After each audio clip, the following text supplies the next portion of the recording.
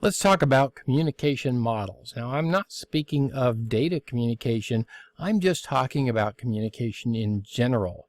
In fact, my first degree back in the 70s was in human communication. So let's talk about some of those. Now, you don't have to learn all of these models. I'm just going to show them to you in order to get to a point here. The first one that we often use in human communication is linear communication. And in this idea, this is what we normally think of when we first think of communication. We have a source or a sender who has something in mind they want the receiver to understand. And so they speak or write or do some sort of encoding, and then this message moves over to the receiver, and the receiver decodes that message, listens to the language, for example, and then has that picture in mind.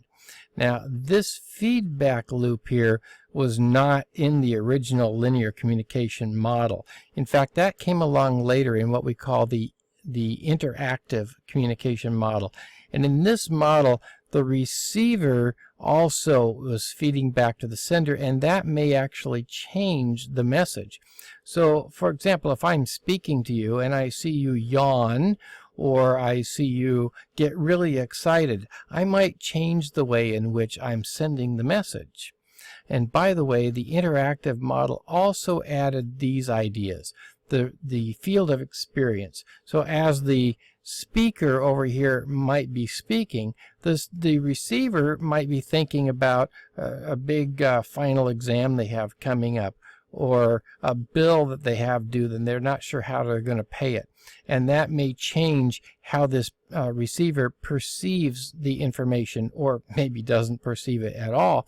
The third one was the transactional communication model, and this one added the idea that the sender and the receiver switch places, and they're constantly switching places, so that sometimes one is the sender and sometimes the other is the sender.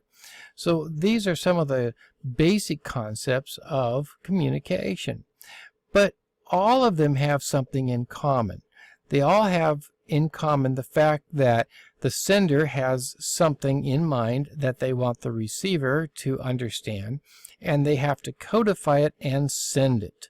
And all three of these pieces have to be in place. Now, we can think of them in terms of sort of these layers of steps that it has to go through. The thoughts here are those ideas, those abstract things. So this picture of the tree in the mind of the speaker here is the thought itself, and it's more abstract. And then as we get down here and change that description into language, it becomes a little more concrete, and then even more concrete as that speaker begins to move their muscles in order to speak, and then even more concrete as we get down here to this physical layer of sound waves.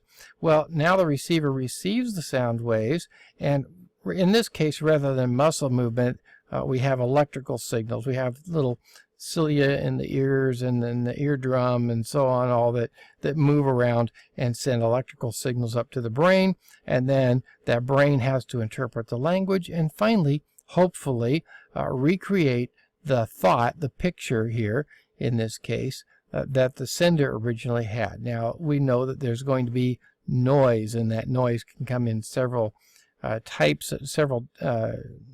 types. It could be an airplane going overhead, literal noise, or it could be, again, that receiver thinking about the big bill that they have due that they don't know how they're going to pay, and that is also a form of noise, psychological noise, that keeps the receiver from receiving it the way it was intended.